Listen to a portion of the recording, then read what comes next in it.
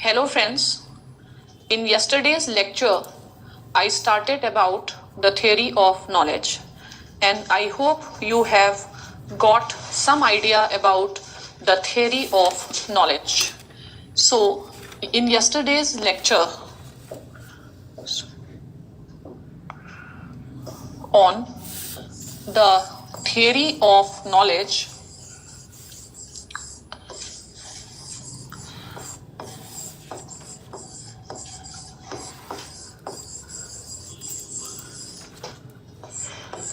we first tried to understand, after all, why should we gain knowledge? Okay? So, why should we gain knowledge? And in order to provide the answer to this question, Socrates has linked between the knowledge and good life or happiness. So from now onwards, if someone asks you why to attain knowledge, what is the purpose of knowledge? The purpose of knowledge is to attain good life. Now, once we decided that we will lead a good life, it is natural for all of us to decide this. So second step is we have to gain knowledge, because only then we can lead a good life. Now we have decided to gain knowledge. Okay, so the second question is how to gain knowledge. Fine. So first is understand the importance of knowledge. पढ़ना क्यों चाहिए? Why should we study? We should not study just to gain marks, because that's useless. We should study to gain happiness, to be able to make good life. And there is a difference between the knowledge, information and wisdom. So wisdom is an absolute knowledge, ultimate knowledge. Knowledge must give you wisdom. Wisdom gives you good life. Fine. So the why to gain knowledge, the answer is good life.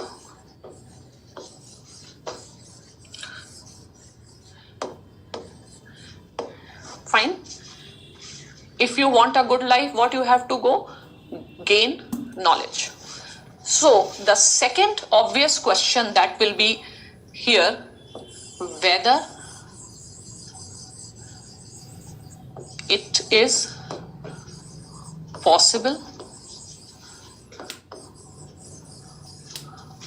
to gain knowledge.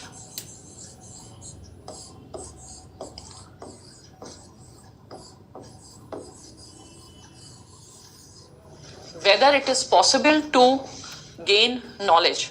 Is enlightenment possible? Fine. And what a person has to go through gaining the knowledge. So enlightenment is possible. Gaining knowledge is possible. But everything will come at a price. Good life will also come at a price. So now what is the price? The price will be you sacrifice the immediate pleasures. You sacrifice the immediate comforts. See, philosophy also has lot of message for leading a good life. If you are looking for the good life on more durable basis, you will have to sacrifice your present pleasures. You can again look at the life of Buddha. Buddha when was a prince? He was a prince only of his own Janpat. But when Buddha attained enlightenment, he became the prince in the hearts of millions. And his glory reached from India to Japan or from India to Afghanistan, and he became not just the light of his princely state, but the light of entire Asia. So if Buddha had confined himself only to his own Mahajanpat, it would have resulted into the happiness of only those people. But he has multiplied happiness. A wise person will multiply happiness. Have you understood that? So,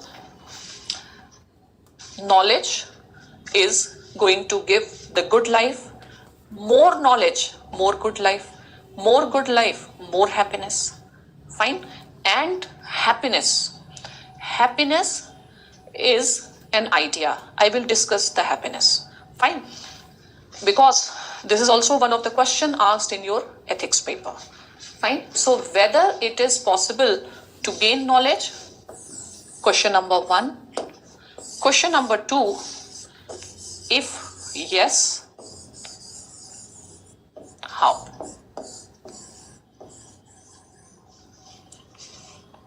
Fine? So Socrates believes that man has a capacity to gain knowledge. Fine? So if you will ask Socrates, his answer will be yes. It is possible to gain knowledge. Next, what is the method to gain knowledge? The method to gain knowledge is dialectics. The method to gain knowledge is dialectics.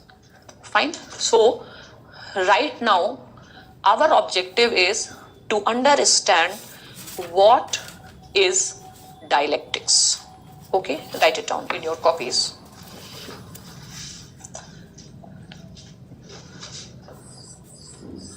What is dialectics?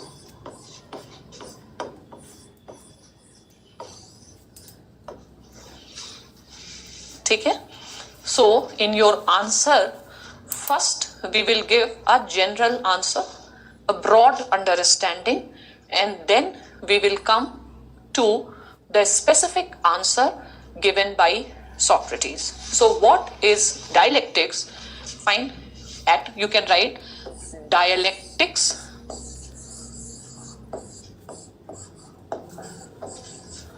at present is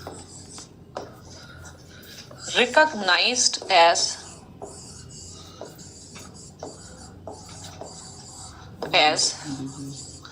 the major method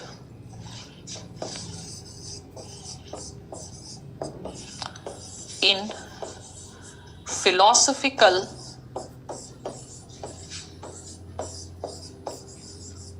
investigation.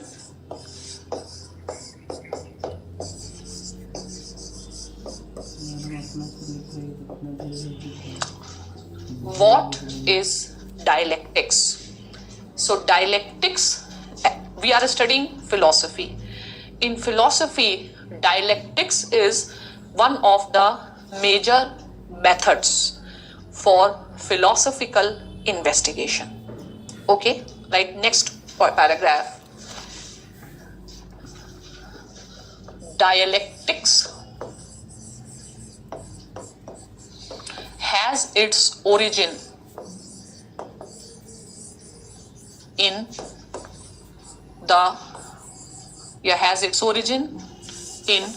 Socrates. Dialectics has its origin in Socrates. Fine. right? The method given by Socrates is called as elenchus. The method given by Socrates is called as elenchus. Fine. Next, write, it was developed by Plato. It was developed by Plato in the form of dialectics. In the form of dialectics. So not much difference. Right? Next paragraph. Since dialectics is the major method of philosophical investigations, since dialectics is a major method of philosophical investigations and it has originated in Socrates, right? This is another basis.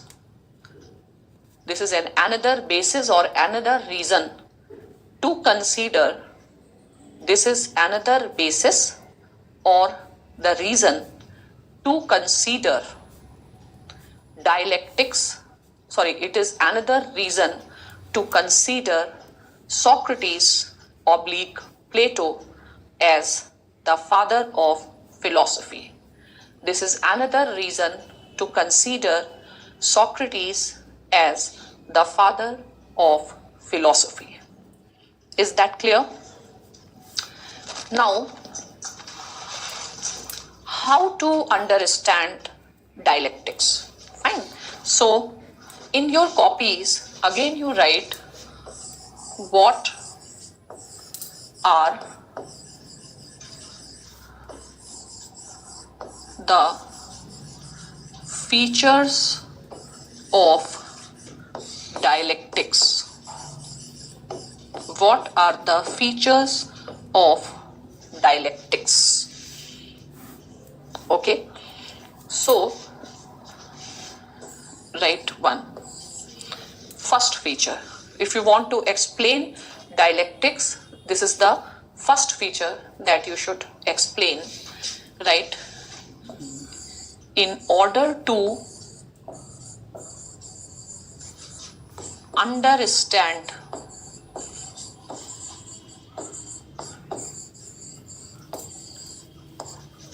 dialectics,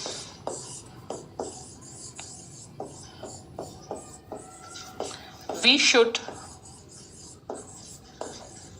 compare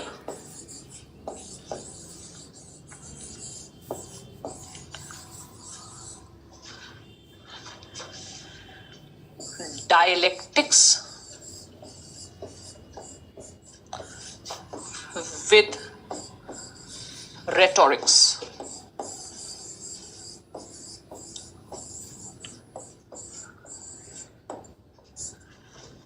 In order to understand what is dialectics, we have to compare dialectics with rhetorics. Okay, is this point clear? So, keep on writing. What is dialectics? So, first thing is dialectics is not rhetorics.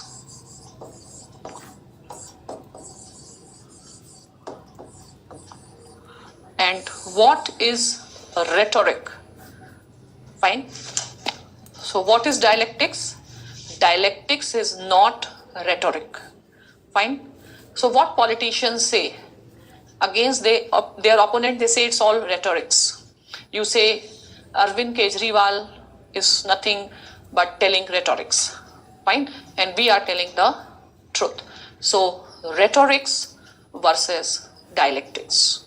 Okay. So what is dialectics? At least one thing is clear, that dialectics is not rhetoric. Okay? So now you write, what is rhetoric?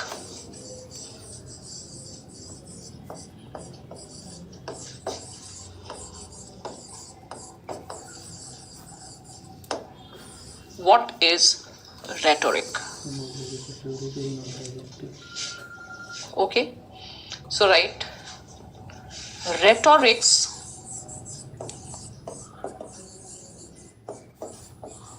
is associated with sophists.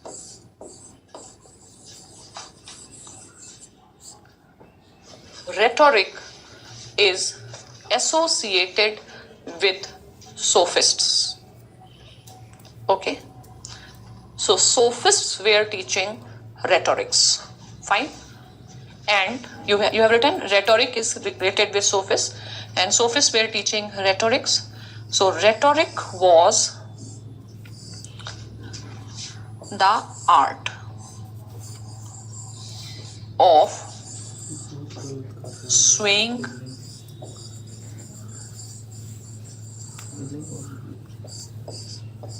public opinion.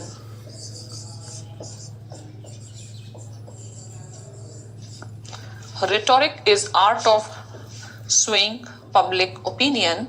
In Hindi, you can call it as jumla.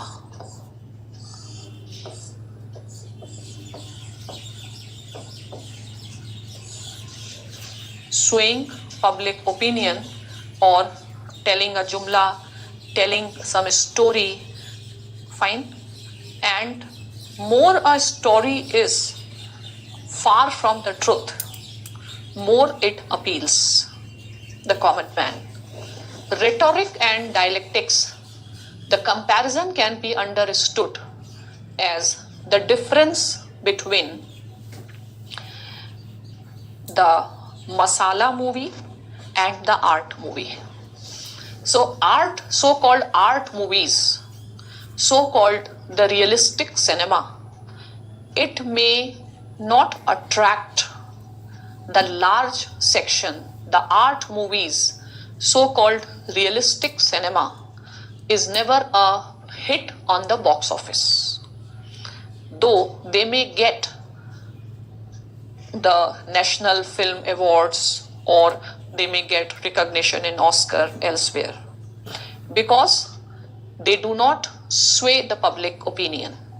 Whereas the masala movie, they are hit on box office, more away from the reality. Fine, more hit the movie can be. So that is a difference between the rhetoric and the dialectics. Swaying public opinion, jumlas, away from reality. Swaying, but those who are intellectuals, they may not find much satisfaction in studying or in watching the masala movie. They may find more satisfaction in watching the art movie. Fine. So, swaying public opinion. So, the statements which are jumlas based on myths can sway the public opinion, but they can never sway the intellectuals. They can never attract the man who is looking after wisdom, looking after true knowledge. So at least one thing is clear, that rhetorics is for the masses. Rhetoric will never give intellectual satisfaction to those who are looking for true knowledge, and the intellectuals will not be swayed by rhetorics. Okay? And rhetorics do not tell you the truth. Rhetoric actually take you away from the truth. Is this clear? So what is dialectics? To understand dialectics, you have to understand that all those properties which are present in rhetoric, these properties are not found in dialectics. Okay, so write, if rhetoric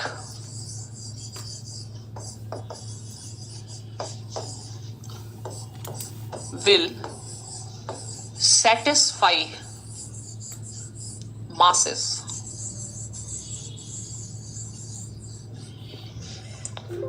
fine, and rhetorics are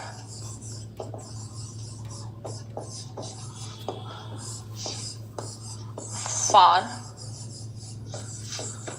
from reality, or rhetorics take people away from reality. Dialectics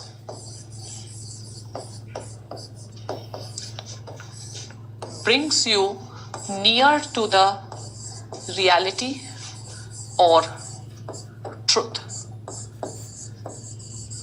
Dialectics bring you near to the truth. So if you want to understand the truth, you will have to ignore the rhetorics and you will have to go for dialectics. So dialectics is the process by which you can understand the truth. Dialectics is the process to understand the truth.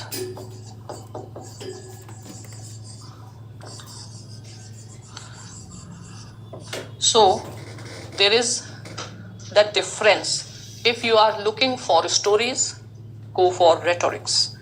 If you are among the masses, you will obviously go for rhetoric. But the rhetoric will never satisfy the intellectual in search for the truth. Fine. So dialectics is meant for intellectuals who are in the search of truth, those who are in search of wisdom, or those who are philosophers.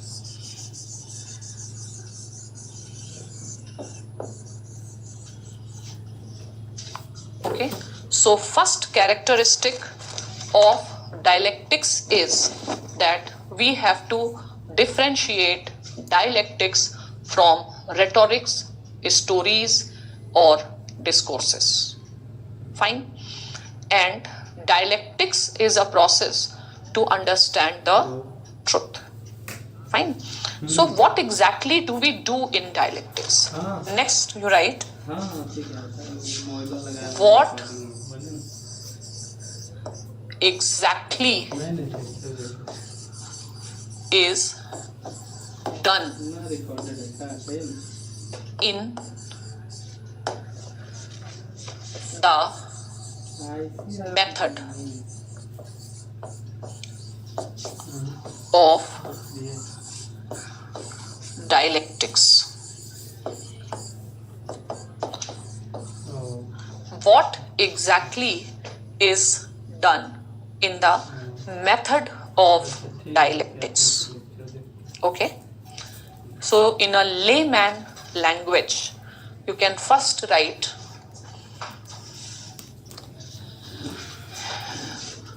dialectics is a process of filtration. Dialectics is a process of filtration. Dialectics is a filtering. It is a process of filtration. You have read dialectics is what? It is a filter. So dialectics is a process of filtration. Okay. You have written. So what is done in filtration? what is done in filtration? What do we do in filtration? Fine. So the students of chemistry may be knowing that filtration is a process to remove impurities.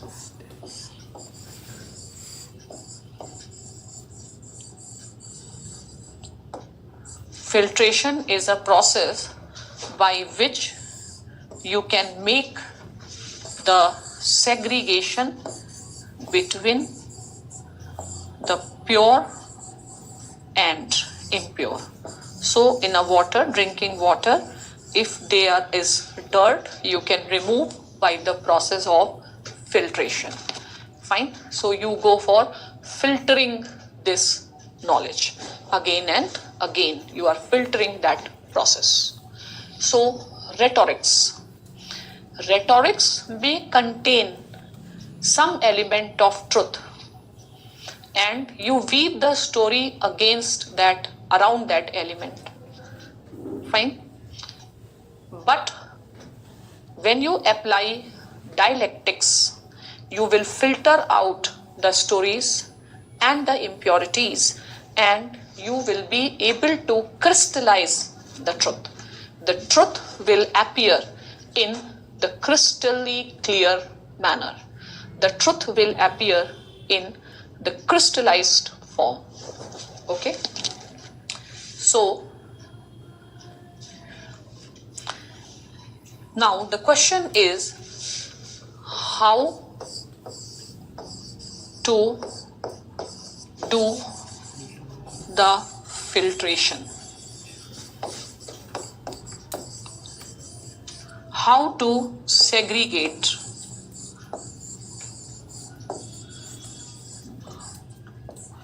in impure and pure. So it is easy to do the filtration of water by using some steno. But what about the filtration of the ideas, the filtration of the beliefs which we are having? What method we have to adopt? Fine. How to filter out? Fine. So we may be having certain beliefs. There may be something good, something bad. So how to eliminate the bad? How to eliminate the truth? And how to get the crystal clear picture?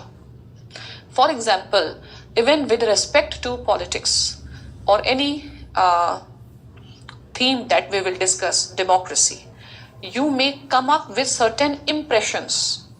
Impressions is not knowledge. Perception is also not knowledge. The real knowledge is truth. The real knowledge is not based on perception.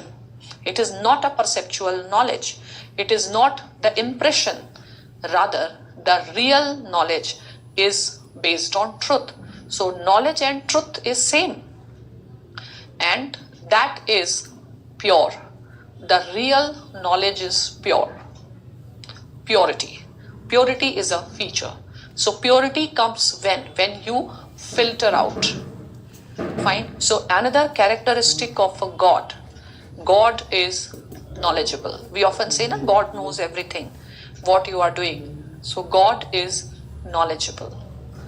God has or element of purity. So God is what? Pure. We human beings are impure. God is pure. Because God is pure, He is placed in sanctum sanctorum. And we should not approach to the God in a dirty clothes, with a dirty body or the dirty mind. Fine. So God means purity. What Gandhi says, what our Prime Minister also repeats, cleanliness is next to godliness. Fine. So what is the difference between man and God? God is pure. Fine. So when you attain knowledge, what happens to you? When you attain knowledge, your wrong or unsustainable beliefs get out. You attain purity. When you attain purity, you attain enlightenment. You reflect the brightness. Okay, so normally around the gods, we show the symbol of some chakra or brightness. This brightness is what? This brightness is the brightness of the pure knowledge. Is that clear? So another attribute of the good God we are understanding. So we will also understand the idea of God, and we will understand how Socrates has explained God. Fine. So one idea of God is what? God is pure knowledge. God knows the ultimate truth. Fine. So God is pure. God is merciful. So when you will study philosophy, you will also understand that almost all religion are also speaking the same thing. Every religion arrives at the similar conception of God, though the language may be different. Okay, and what exactly is God in philosophy, that also we will study. Fine. So for philosophers, God is different. For Babas and the Sadhus and Tantrics and all these people like Ram Rahim, God is different.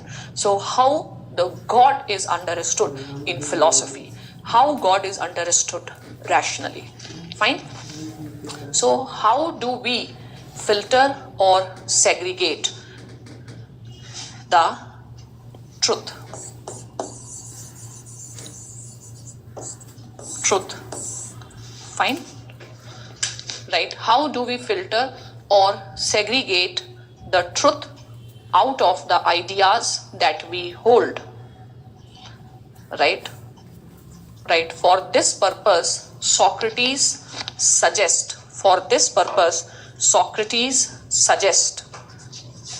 Write it down. The process of dialectics. For this purpose, Socrates suggests the process of dialectics. Fine. Again you write. Right. We can understand how to filter the impurities from the water we drink. We can easily filter out the impurities from the water we drink. Right? However, it may appear difficult to filter out the impurities from our thought system, from our beliefs. Right?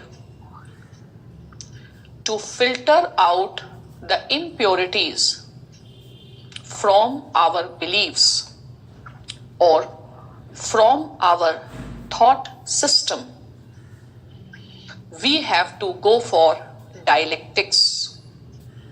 We have to go for dialectics.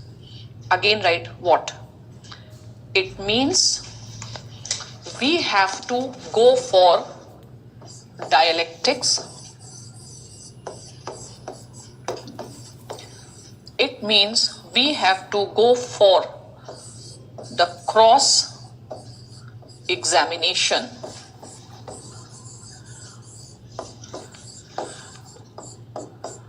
of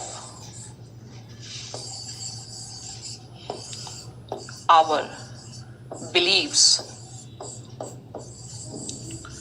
Cross-examination of our beliefs on the basis of logic. On the basis of logic. Cross-examination of our beliefs on the basis of logic. Fine. For example, we may be, have you written that?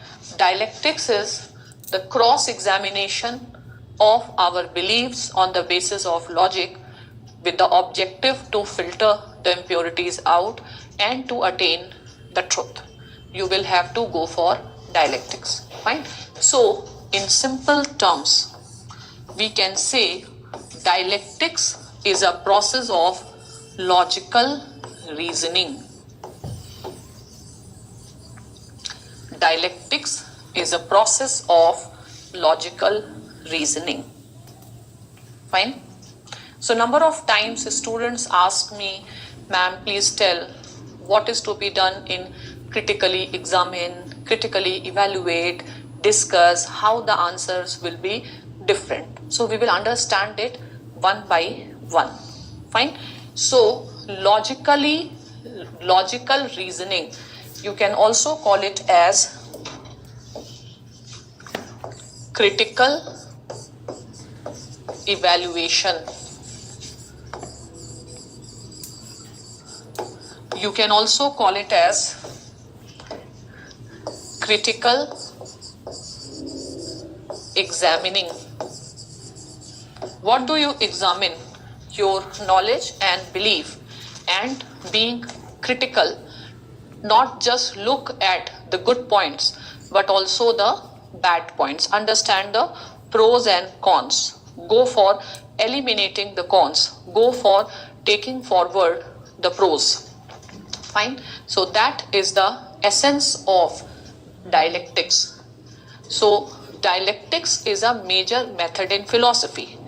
When you write the answers in social sciences, it is always suggested critical examine.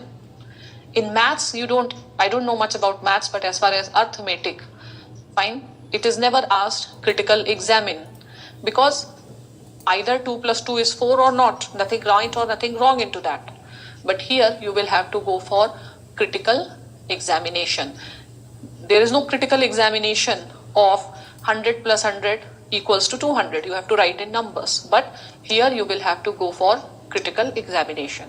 And many students misunderstood that critical examination means look at the critical angle or just write the criticism, but without understanding and explaining any topic in a holistic manner. How will you do the critical examination? You cannot do the critical examination. So critically evaluate. When you write the answer, critically evaluate or critically examine. You have to first tell what is the thesis, what is its antithesis, and then you have to write your conclusion in the form of synthesis. So the format of the answer writing in the social sciences is dialectics. Fine. You will have to critically evaluate. Even if they don't mention critically evaluate, yes, yet the standard method of writing, whether it is a question or the research, is the critical evaluation. Have you understood this? And through this we can arrive near to the process of the truth. Fine. So in short, what is dialectics? Dialectics can be separated from rhetorics.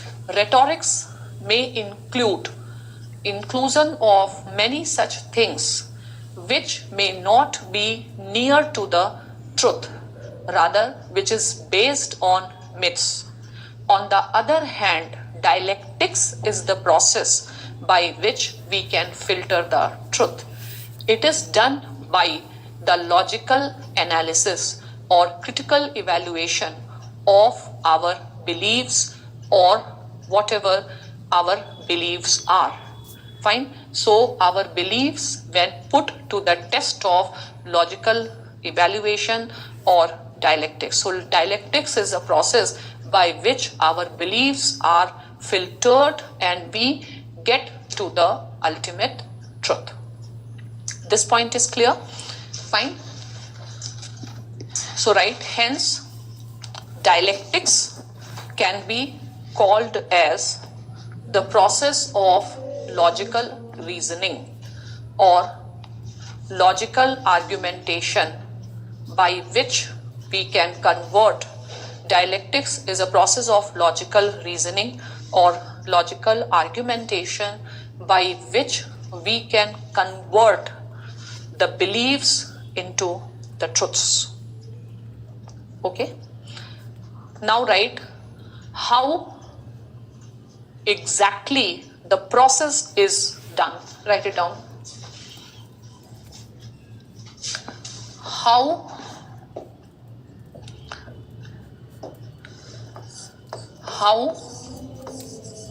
exactly the process is performed.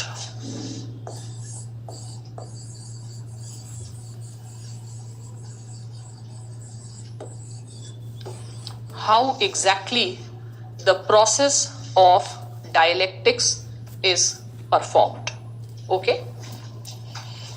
So the process of dialectics, right?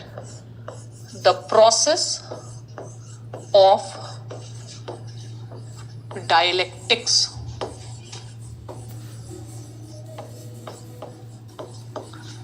can be represented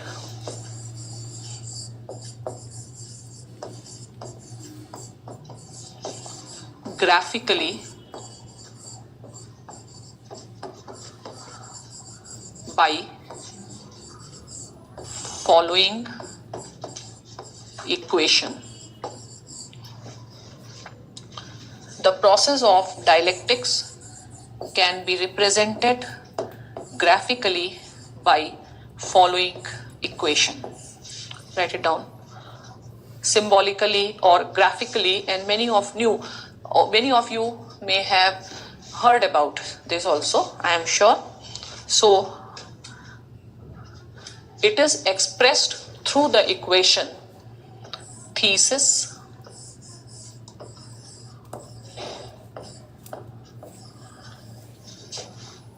next antithesis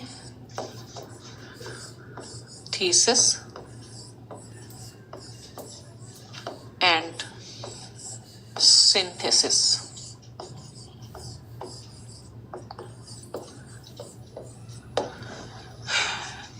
Dialectics is performed by the process of thesis, antithesis, synthesis. So dialectics is not an easy process like filtering the impurities out of water, that once you stain it and it will filter out. The dialectics of ideas, the ideas with which we are living for long, it is very, very difficult to change. The dirt in the water may not be that much stubborn as the dirt in our ideas are, and it is extremely difficult, and not just a difficult task, it is also extremely painful task to remove that dirt from the mind. So the path of knowledge is not that easy. The path of knowledge is painful, but there is no pain, so no gain. And in the end, the gain will give you happiness, and you will realize that what we were thinking as a pain was actually not pain, and even if it was a pain, it was worth taking, and what I was thinking was happiness was actually not happiness. Okay, so dialectics can be explained through the process of thesis, antithesis, and synthesis. The conversion of or removal of the dirt from our ideas is not that easy. It is a painful process. It cannot be done overnight. If I want to change your belief system, I cannot do it overnight. I will have, as a teacher also, I will require a lot of patience, and I can teach only those who are willing. Those who are not willing, this is impossible task, because it's a very difficult task. Fine. So that is why it is said, if somebody doesn't want to study, we should not force, because the process is painful. But we also know that the pain is worth taking. Okay, thesis, antithesis, and synthesis. So thesis means it is the, or before that, just a minute, I have said that it consists of these steps: thesis, antithesis and synthesis. And it is not an easy process that it will complete in a single step. Fine. So some amount of filtration will happen, and then again you have to look for further filtration. So in the second stage, synthesis will be treated as thesis. This thesis will have its own antithesis. This antithesis will again give rise to synthesis.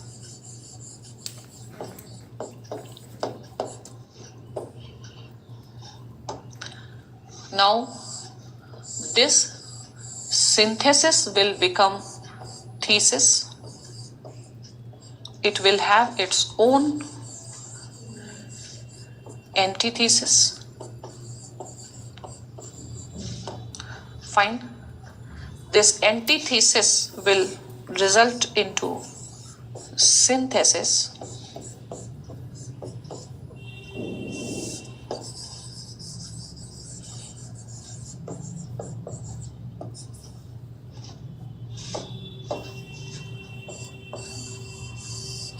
Now this will become thesis. It will have its antithesis. This will become new synthesis. Fine.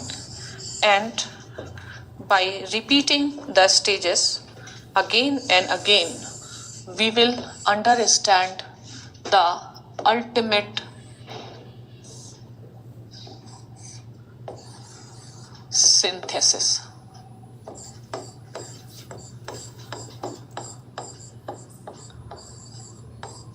Or we will attain the ultimate truth.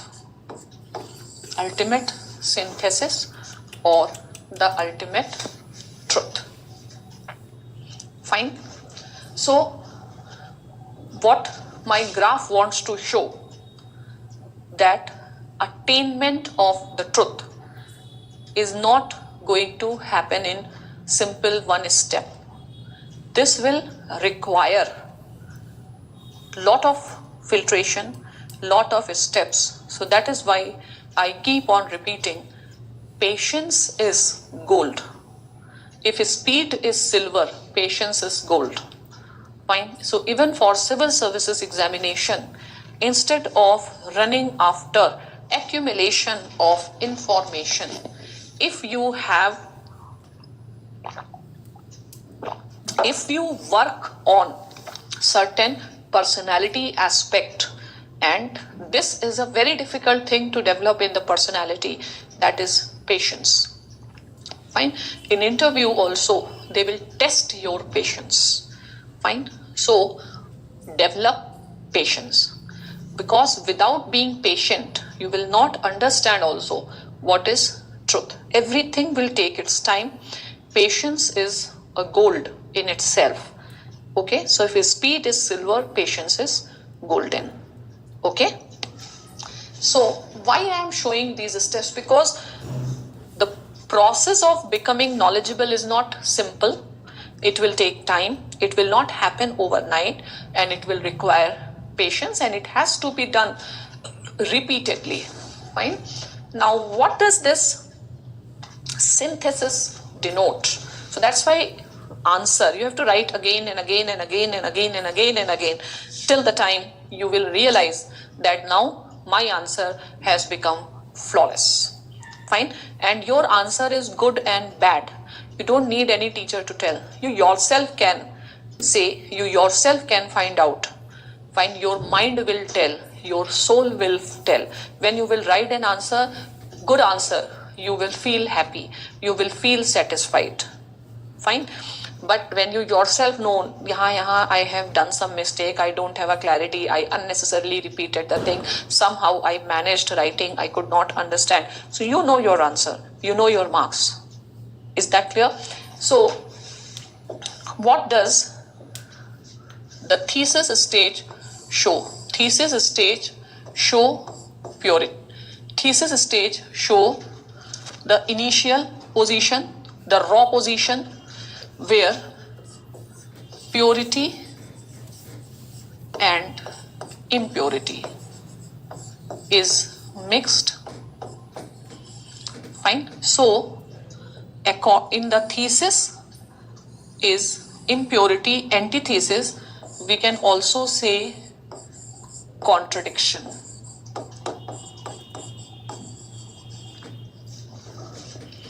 Contradiction. Fine. And when we remove this contradiction, we call it synthesis. Fine. For example, I may have certain belief, but there may be a contradiction in that belief. I may have a belief honest life is a good life, but the contradiction is that I am an honest police officer, but I cannot afford a good education or good quality of life to my children. Fine. So this is the contradiction that comes, that may stop me from being honest. Fine. So I have to remove that contradiction. How will I remove that contradiction? You will remove that contradiction by critically examining your beliefs, and you can say that if I cannot give my children, or what is the quality of life? The quality of life is not having a big house, or the quality of life having endless toys, but if I can give my children the good values, the good sanskar that can help them throughout their life. Okay, so at least it's not that every successful person comes from the rich families. It's not that every successful politician comes from a dynasty to back.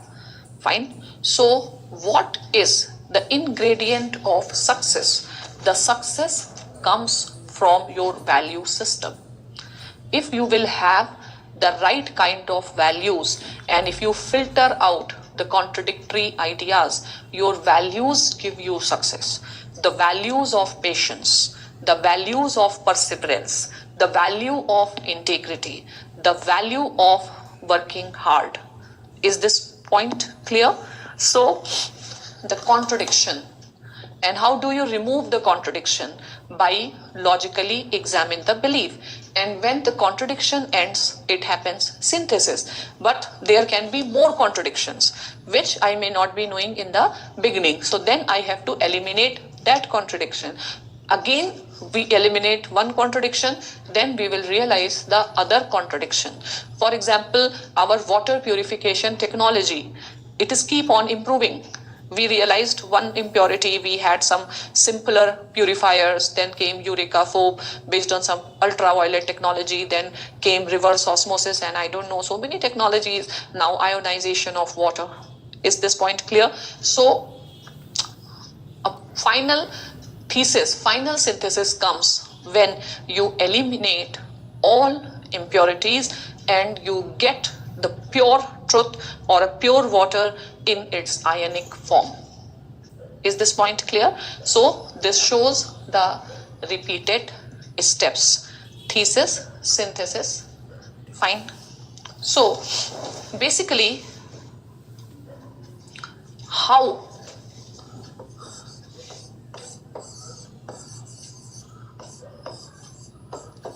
this is done? How do you do this? How you perform this? How this is done? Fine. So basically, Socrates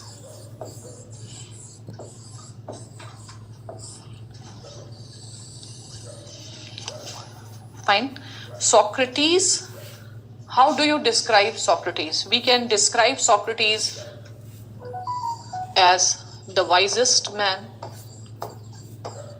We can also describe Socrates as a teacher,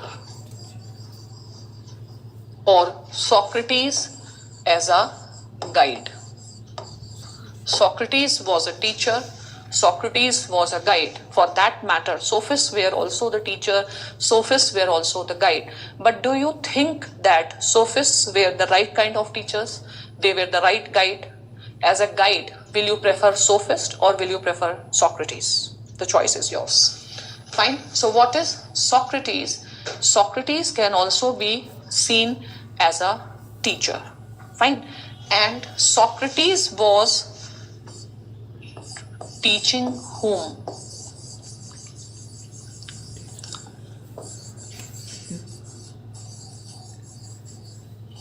Socrates was teaching the young people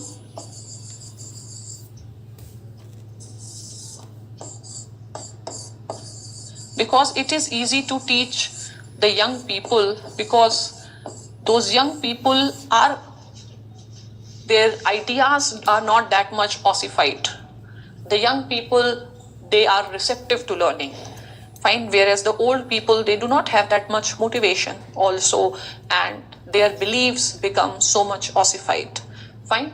So Socrates was teaching the young people. He was trying to tell them what is a good life.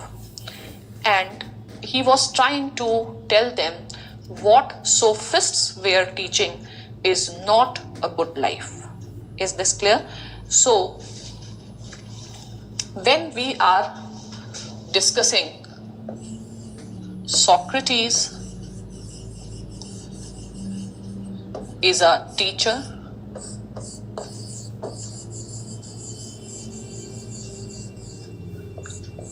imparting knowledge,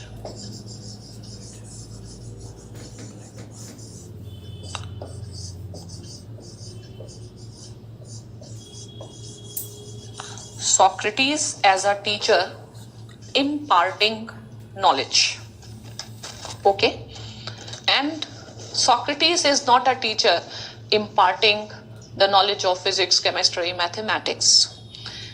Fine. So these are the instances of knowledge. These are not the knowledge. Fine. So Socrates is a teacher imparting knowledge. Fine. So knowledge not of physics or chemistry. Here we are talking about knowledge of good life. We are talking about the knowledge of higher plane, something bigger issue. So he was a teacher imparting knowledge. Sophists were also the teacher imparting knowledge. But sophists were not teaching to anybody. Sophists were teaching who could afford them to pay. Okay. Now, what is the greatness of Socrates as a teacher? Okay.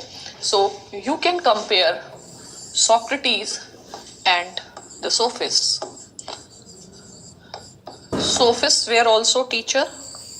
They were also imparting knowledge, and they were also providing the knowledge of good life. But there is a difference between the two teachers. Okay? Apart from the teachings, there was a difference between the two set of teachers.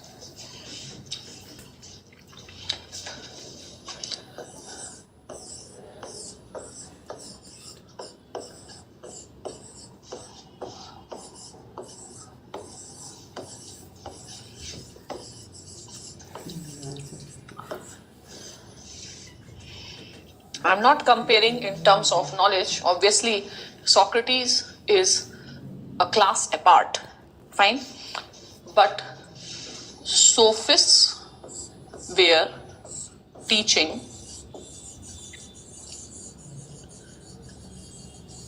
in exchange of, in return of money.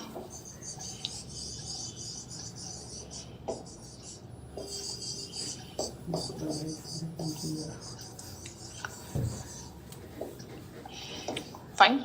So for sophists, teaching is profession. Fine. Now, for Socrates, Socrates was teaching not for money. He was teaching so that the people in Athens, they improve their life. Athens becomes great society, and no society becomes great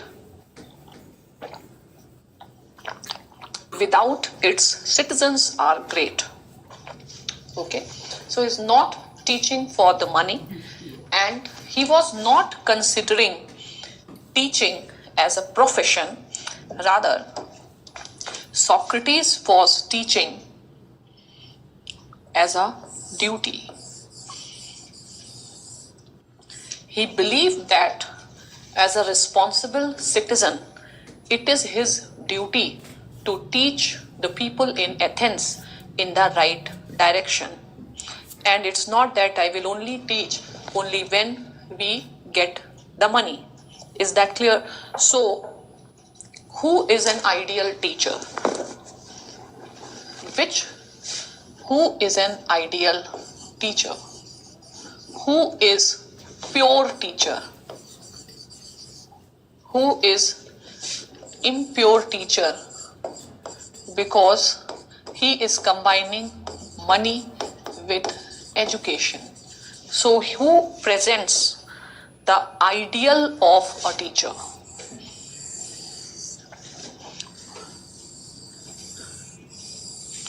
Who deserve to be called as a teacher? Fine. Who teaches with the prime motivation, okay, the time is over, syllabus is over, everything is over, now I have no concern. Fine. So is that teacher knows his job? Does that teacher can do the justice? So teaching is a duty. Teaching is a huge responsibility. Teaching cannot be seen just like a profession. Teaching cannot be seen simply as a business. It is also to be seen as a duty and as a responsibility. Fine. So Socrates was a teacher. Okay. So we are coming to know about various aspects of the personality of the Socrates. Okay. So what is the special about Socrates is Socrates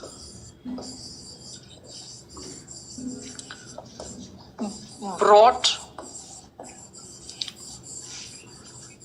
truth, knowledge, philosophy at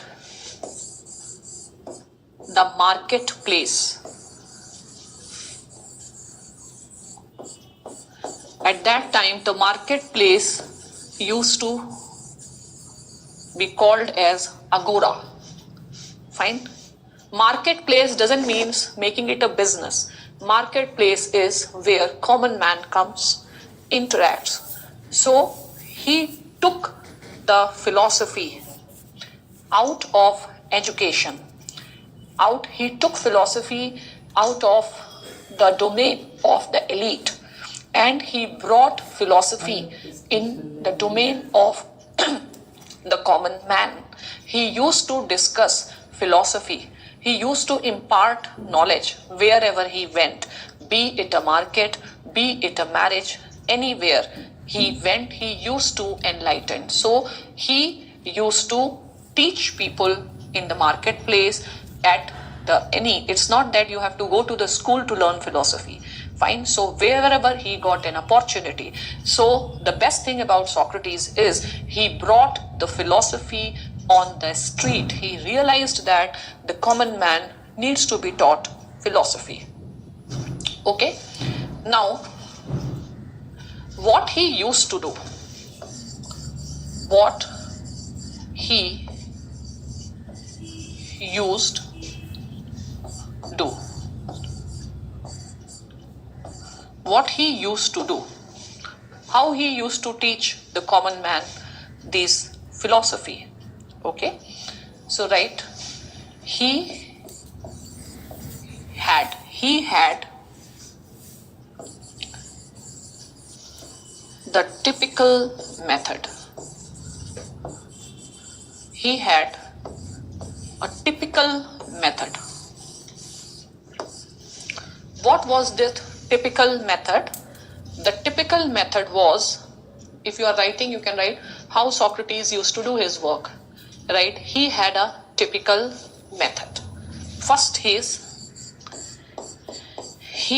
used to pretend himself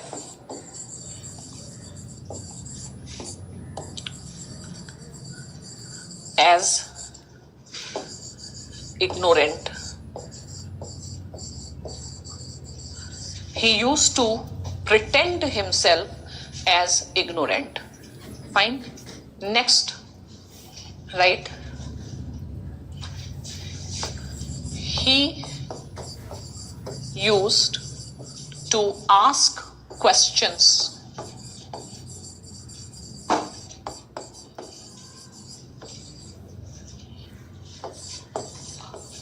from others.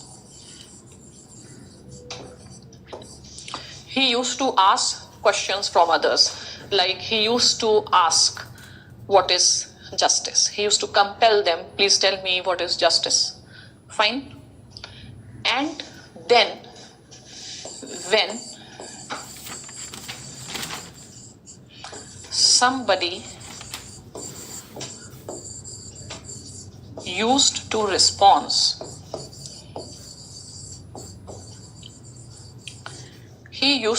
when somebody used to respond, Socrates used to ask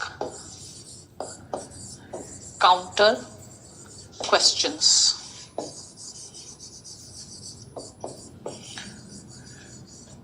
Used to ask the counter questions. Fine.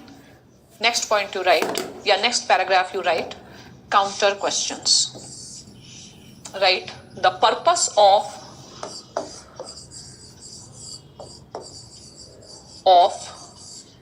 the counter questions was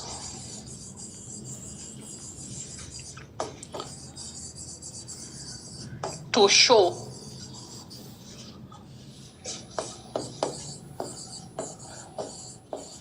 the contradiction oblique antithesis.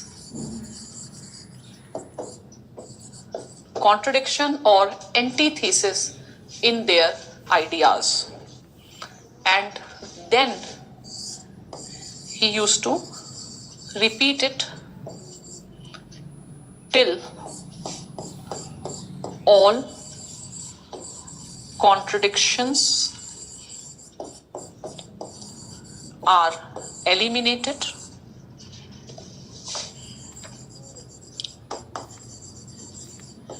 and the final truth emerges.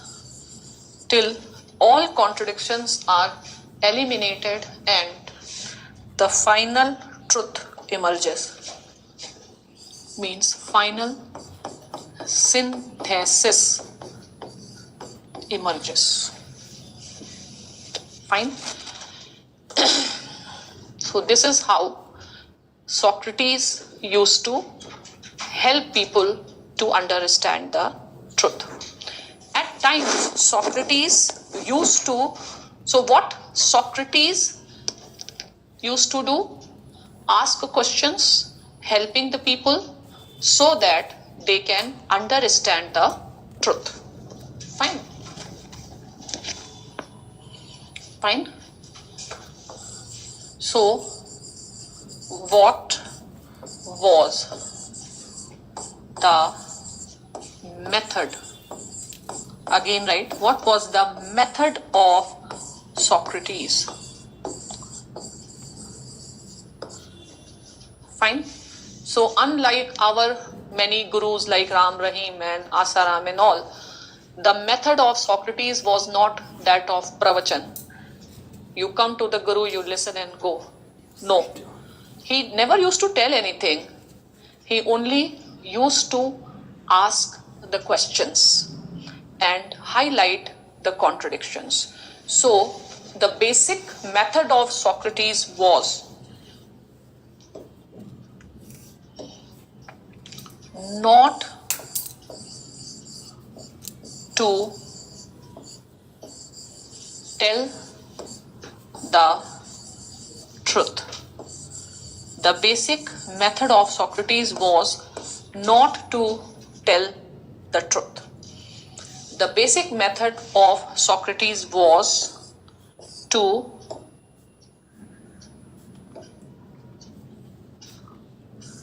help people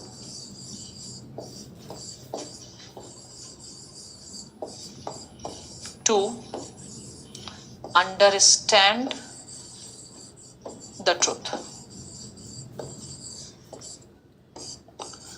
So Socrates was a guide who was not giving you the ready-made answers. Rather, he was actually doing the capacity building of the people. Fine, helping them to help themselves. He had a unique method of teaching. Fine. So he was not telling the truth, but he was steering them towards the truth. He was helping them to understand the truth.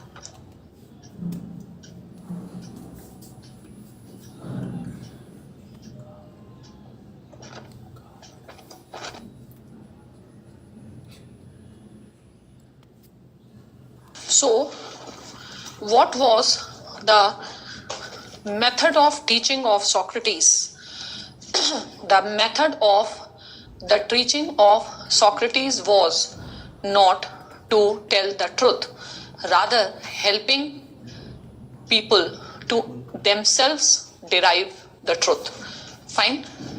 Understand the truth or derive the truth. Fine. So the first question is why he was not telling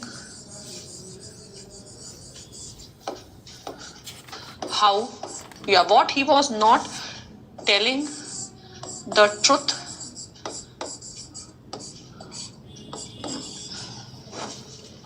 in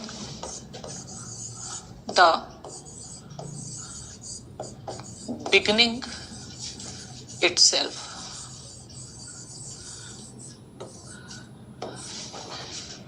Fine. So the first thing is, if I tell this is the truth, but I am unable to get you convinced, you will not accept it. You may accept it out of respect, but not out of conviction. So it is very important that you should have a conviction also in your beliefs. Don't believe in something which is just because my teacher said so or my God has said so. Your belief should be the product of your conviction.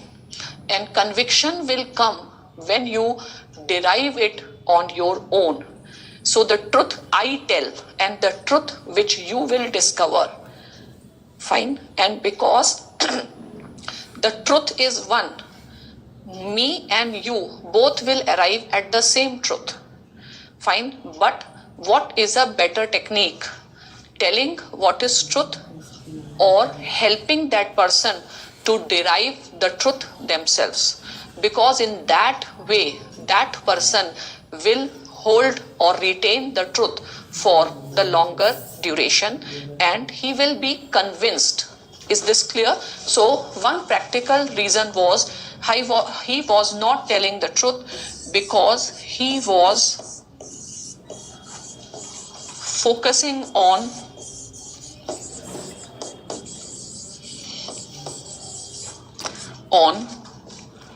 the capacity building.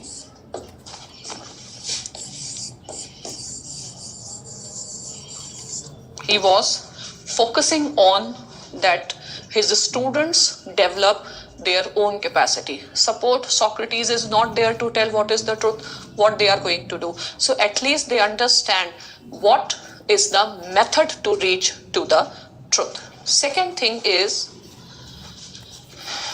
if you tell something, it is not necessary that other person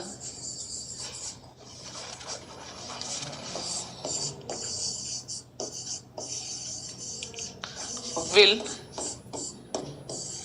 get convinced. If you tell to somebody, it is not necessary that other person will get convinced, right? Whereas if other person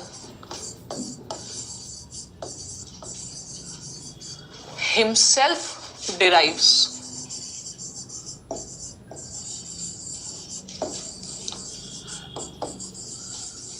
ठीक है, or initially with the help and later on himself derives, he or she himself or herself derive, he or she will be convinced.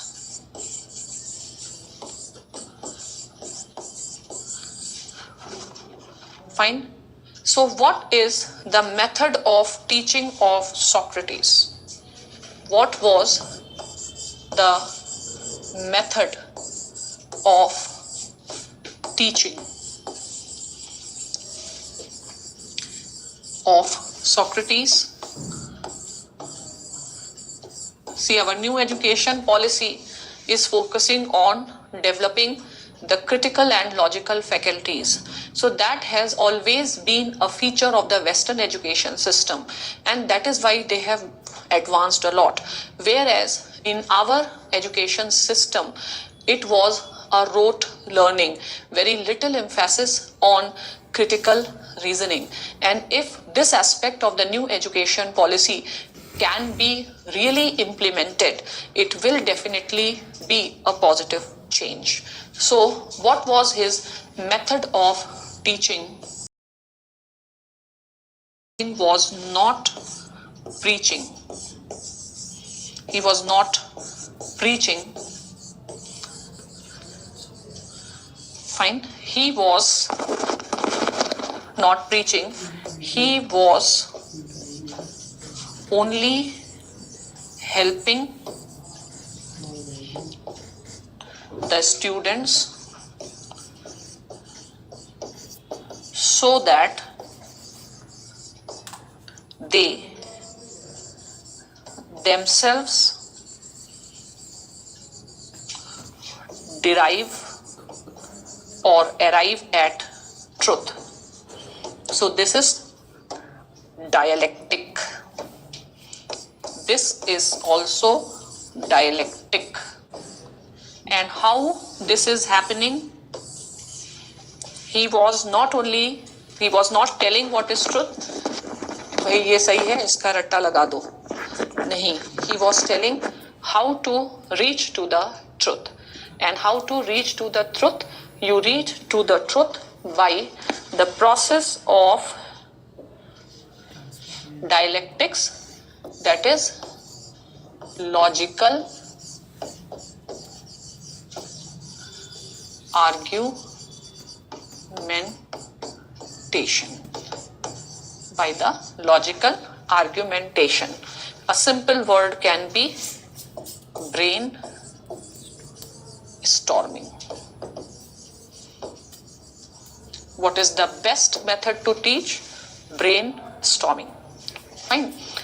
And not preaching. So method of Socrates was not preaching, rather dialectic.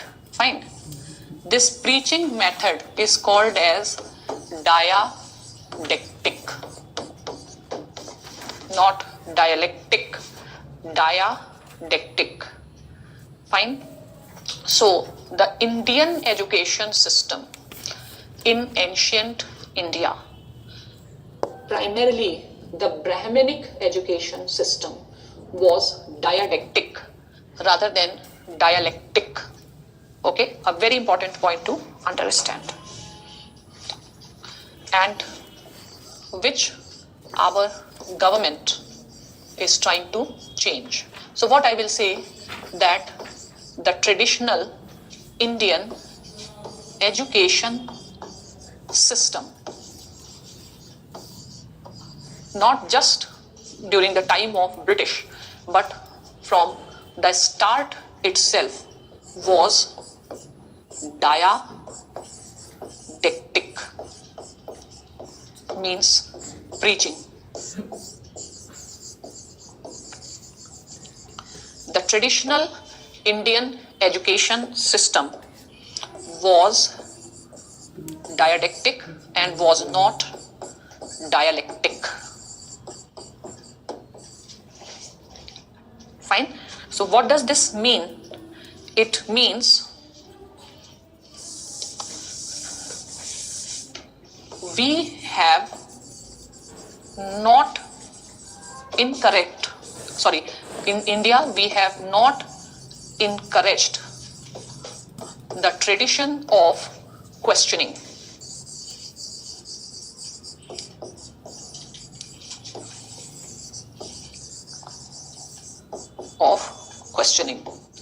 And questioning the elders is to not at all tolerated. Fine. So we have not encouraged the tradition of questioning, whereas the West has encouraged the tradition of questioning. Fine. So the traditional Indian education system has been diadectic rather than dialectical, means not, there may be some streams, but I am talking about mainstream, not encouraged questioning.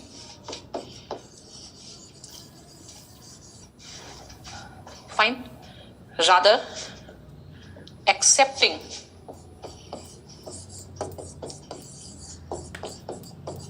what is preached. So in India, only teacher can ask the question from question from the students. Students are not expected to ask the questions. Fine. Whereas in the West, questioning is very important. And that is why in our tablet course also, we have introduced this cross-questioning thing. And without questioning, if I say I am authority on that subject and just listen what I am teaching, then my teaching will not be teaching, it will be a preaching. Fine. So this is not a good tradition. Fine. So you can write that what has been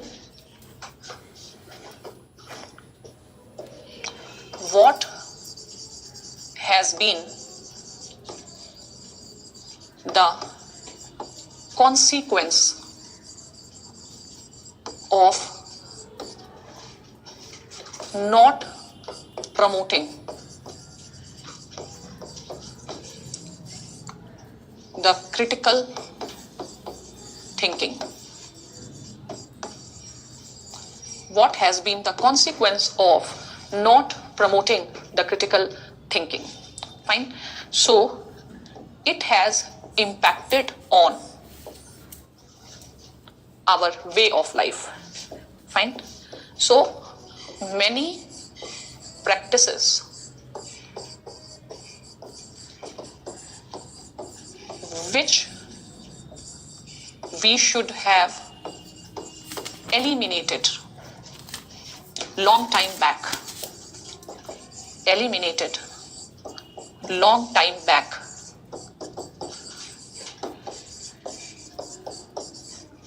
For example, the untouchability. For example, the discrimination against women. Fine. So the practices that have no logical or ethical basis, we would have critically, logically examined it and eliminated it. Rather, we continued with these practices. Fine. So even in the present India, you have Parda system, you have so many traditions.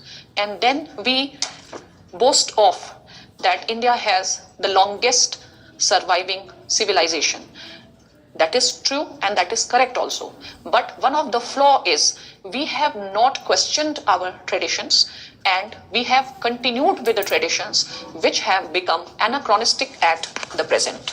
Fine. So the thing is, we have not, and that is not just limited to the Hindus. There is also a tradition among certain Muslim communities, like the mutilation of the female genital organs, like among Bohra committees. You are continuing with this. So what is happening is we are continuing the traditions, good or bad, without critically examining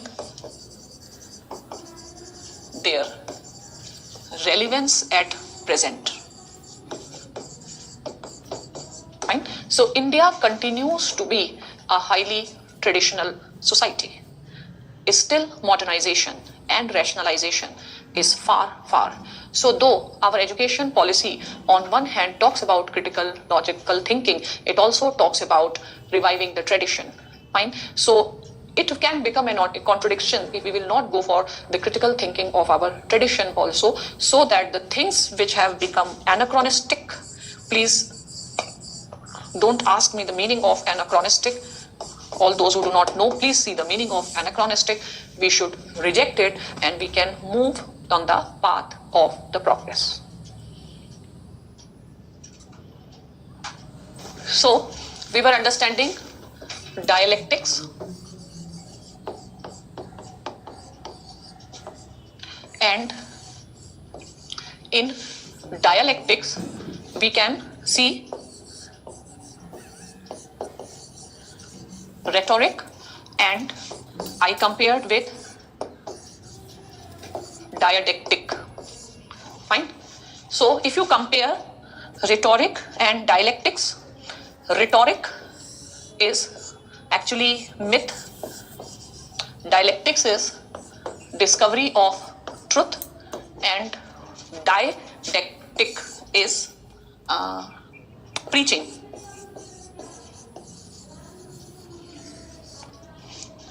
Fine. So in Hindi, for Hindi students, bhashan bazi,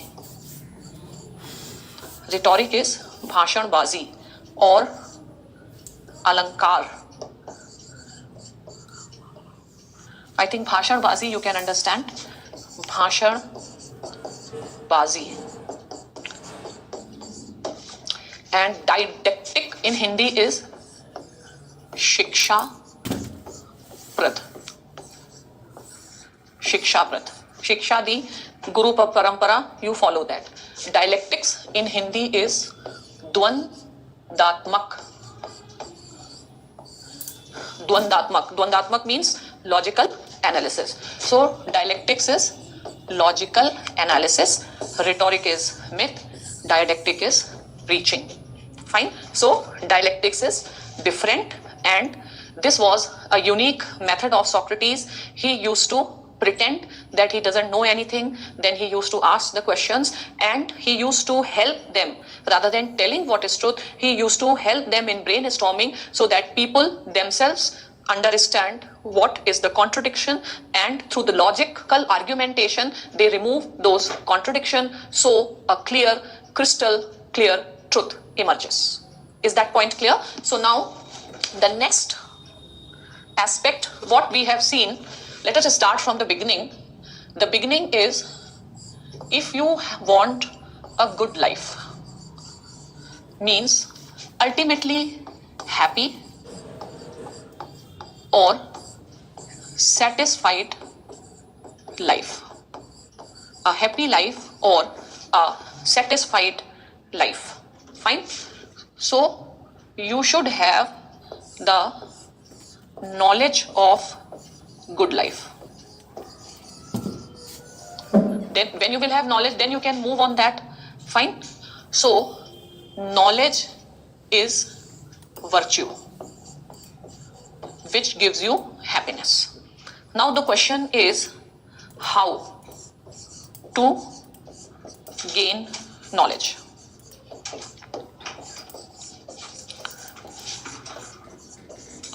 To gain knowledge, he doesn't suggest didactics. What he suggests to gain knowledge, he suggests do dialectics. Fine. So just for those who understand Hindi, Dvandatmak.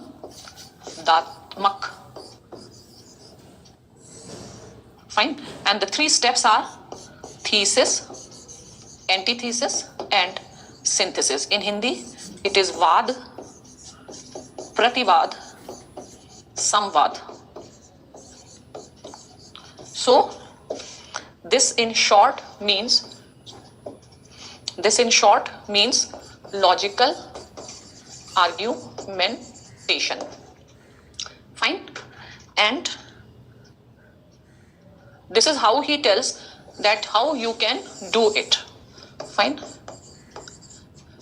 Now he also tells that where is the location of knowledge.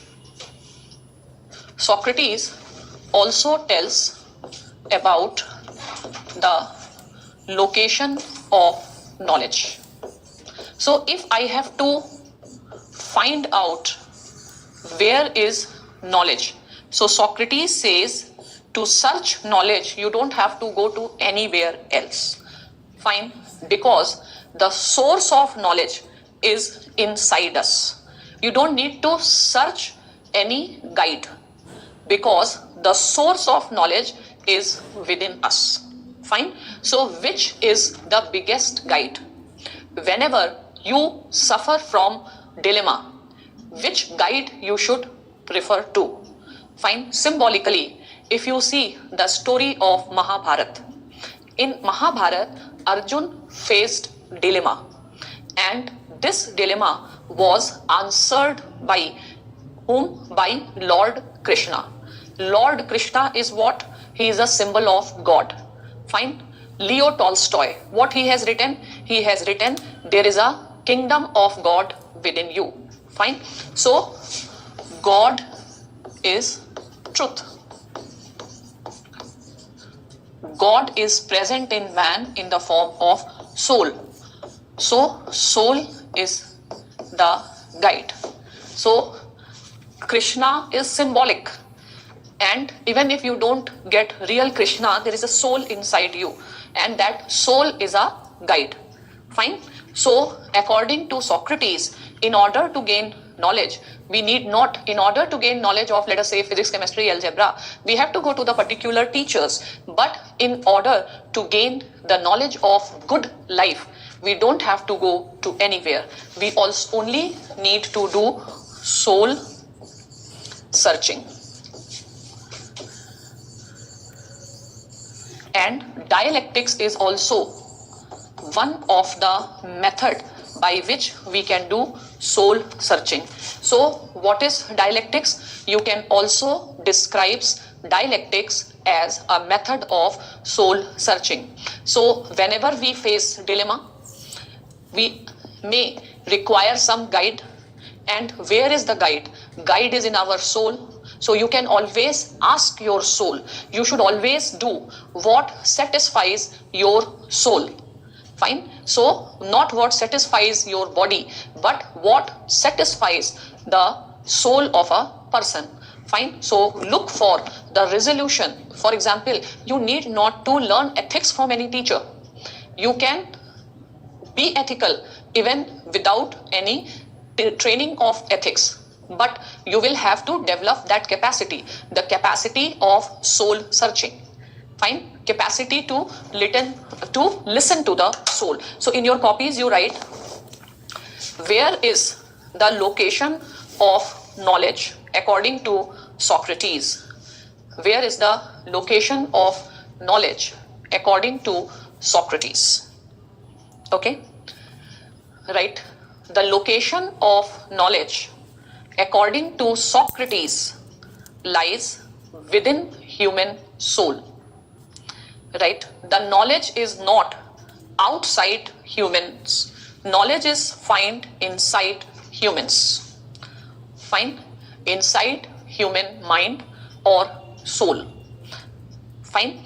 So later on you will understand. So I am going to tell you something. Just understand, don't write, because when I will take this topic I will again speak. But since these two things are related, I will tell here, plus don't write, just listen. Okay?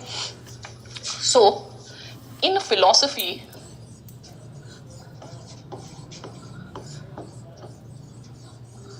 we classify the scholars into two types. Fine? First is rationalists. Second is empiricists.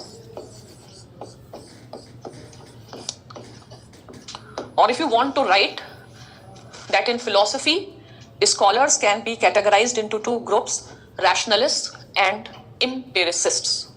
Okay? You don't know this scholar right now, but I am mentioning here the example of empiricist is John Locke and Bentham.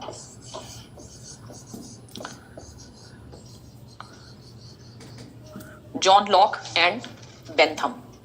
Okay? And we can trace the origin of empiricists in sophists. We can trace the origin of empiricists in sophists and later on in Epicureans. Sophists, fine. Rationalist, Plato, and, or let us say, Socrates and Plato. Socrates and Plato. Fine. So, according to this school, knowledge, the source of knowledge, or knowledge is not outside. Knowledge is not outside, it is imprinted in our soul. Knowledge is not outside us, it is imprinted in our soul. If you are writing, I am repeating, in philosophy, rationalist and empiricist. Example of rationalist is Socrates and Plato. And according to them, the entire knowledge is within us. And where is that knowledge? That knowledge is imprinted in our soul. Fine. So, how to learn the knowledge? Soul can we see? No. So, what we will require to do? Soul searching. Can you see the soul? No. How will you do the soul searching? Through dialectics. What is dialectics? Logical argumentation. Dialectics is logical argumentation. Argument anyone can do, but logical argumentation will apply reason. So according to this thought, reason is a source of knowledge. Now don't panic, I am repeating it. Fine. So in philosophy, there are two traditions. First, I will talk about which tradition? rationalist tradition. Rationalist example is Socrates and Plato. Fine. Now, according to this tradition, source of knowledge. Where is the source of knowledge? Inside us. Where inside us? In our soul. The entire knowledge is imprinted on our soul.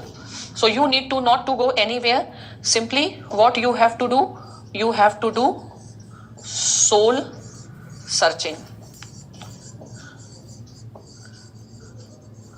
The name for soul searching is dialectics. So soul searching means you will have to do the rational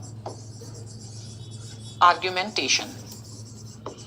Means what is inside man that can help man in understanding the truth? That is reason. The reason which is present in all of our souls help us in understanding what is knowledge. Fine. So the first tradition, rationalist tradition, according to them, you need not to go anywhere and you simply need to do dialectics and your soul will give reason. Fine. So now there is a second tradition which even if you do not understand now, it will come again. Empiricists. Rationalist means reason. Empiricism means observation. How do you observe? Two things. How do you observe? And what we can observe. We cannot observe what is inside. We can understand what is inside with the application of reason. So what we can observe what is outside us, which is happening around us. Fine. We cannot observe what is happening inside us. That we can feel, that we can use the reason, but we cannot observe it. And how do we observe? We observe through the use of sensory organs. We observe through the use of sensory organs. How we feel or how we see inside through the use of reason. Fine. So empiricists, they have their origin in sophists. And sophists held that the sensory world is real and we should understand all knowledge which is gained by the senses is the true knowledge. Fine. Now this was later on developed by John Locke. And his famous statement is, mind is tabula rasa. Mind is a clean slate. Tabula rasa means clean slate. Means when we are born, we are not born with any knowledge. Nothing is imprinted on our soul. So whatever idea of right and wrong we get from this world by the use of our sensory organs like eyes. Fine. So empiricists and rationalists. So for Socrates, reason within our soul is the guide. We can understand the truth. And what we have to do? Dialectics. And the knowledge which we gain through the sensory perception may not be the true knowledge. It may be just the perception of knowledge. So I hope you have understood the discussion today, and in the next class, we will be discussing the theory of idea, knowledge and justice. Thank you.